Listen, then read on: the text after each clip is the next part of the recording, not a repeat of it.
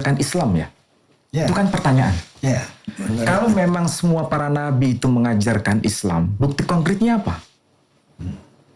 Kalau misalnya kita rujuk pada Quran itu sendiri. Kalau di dalam Quran itu wala tamutunna illa wa antum muslimun. Jangan sekali-kali kalian mati kecuali dalam keadaan Islam. Oke. Itu kan bahasanya Arab. Ya. Tapi persoalannya, Islam itu bahasa Arab yang arti harfiahnya berserah diri. Taslim atas hukum Tuhan. Tunduk. Dan Ibrahim sendiri menyatakan dirinya qala aslamtu lirabbil alamin. Sesungguhnya aku benar-benar telah berislam kepada Tuhan semesta alam. Kalau Ibrahim disebut sebagai Islam, dan kita bertanya, apakah dia waktu itu sudah mengerti dan mengajarkan dalam versi bahasa Arab? Tentu saja tidak. Karena bahasa para nabi itu beragam. Itulah sebabnya, kalau seandainya dikatakan para nabi itu semuanya Islam, iya, message-nya. Tetapi bahasa yang dipakai tentu saja berbeda. Nah, misalnya dalam Islam sendiri disebut Islam, salam. Dalam tradisi Yahudi disebutnya Shalom. Artinya Islam. Makna harfiahnya sama. Kalau dalam bahasa Suryani, Nabi Isa atau Yesus Kristus sendiri, dan kalau dalam bahasa dalam bahasa Suryani ini kalau dilihat huruf atau aksaranya, itu persis seperti huruf Arab. Sangat begitu dekat.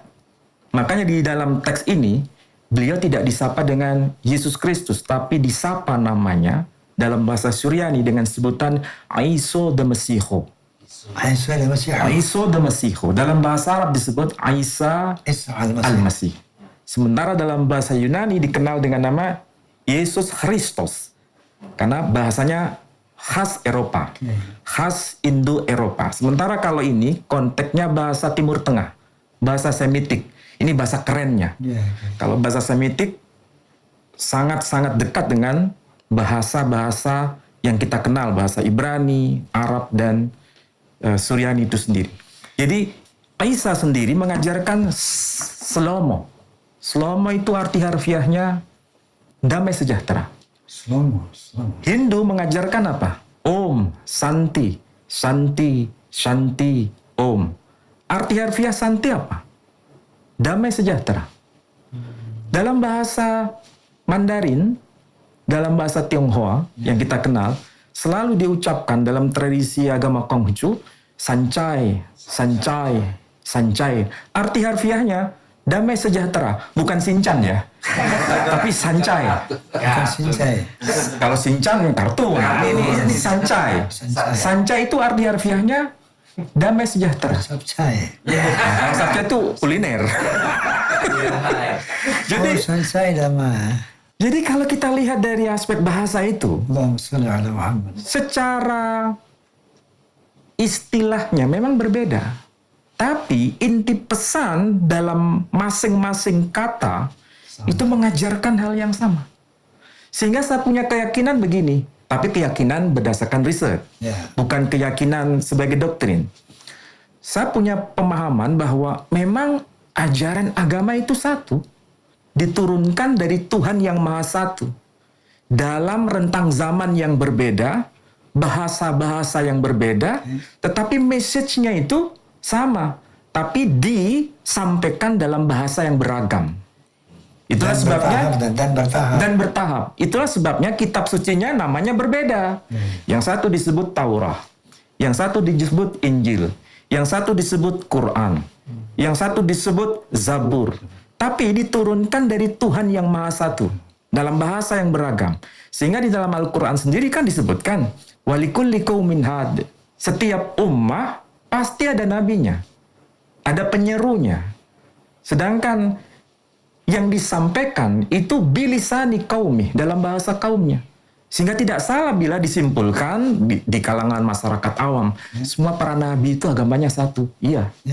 Tapi dalam versi bahasa Arab canangkan, yakni istilah Islam. Itu saja. Bang Roma terlalu serius kayaknya ini. Enggak, saya begini.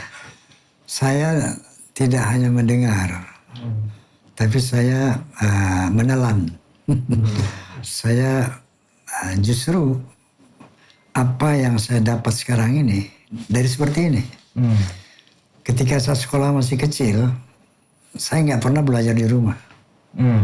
Yang ngerjain PR tuh nggak pernah.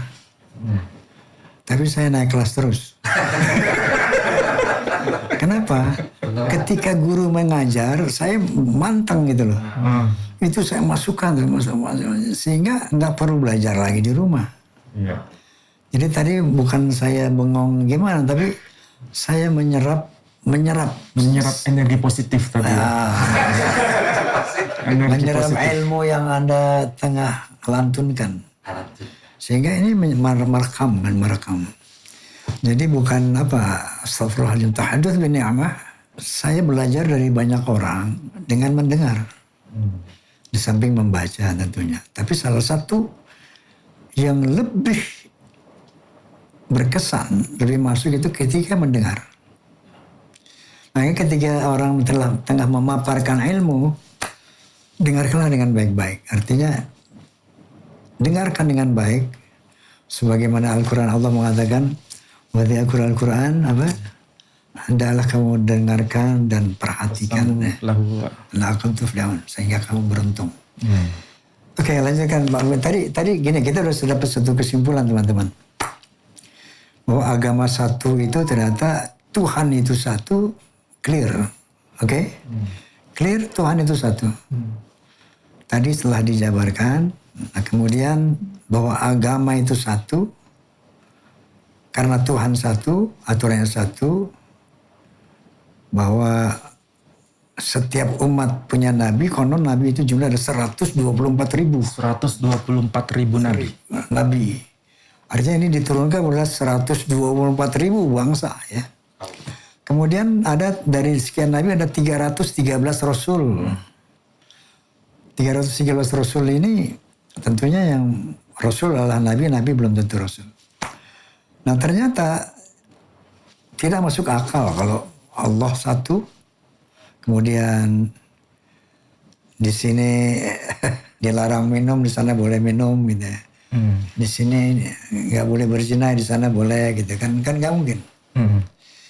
Nggak mungkin Allah di sini nggak boleh berzina tapi kalau sana boleh, bangsa itu boleh. Nggak mungkin kan. Nah jadi dari sana kita bisa mengambil kesimpulan teman-teman bahwa Tuhan satu, agama satu, diturunkan bertahap sebagaimana Al-Quran adalah final. Zabur, Taurat, Injil, Quran, jilid 1, jilid 2, jilid 3 selesai.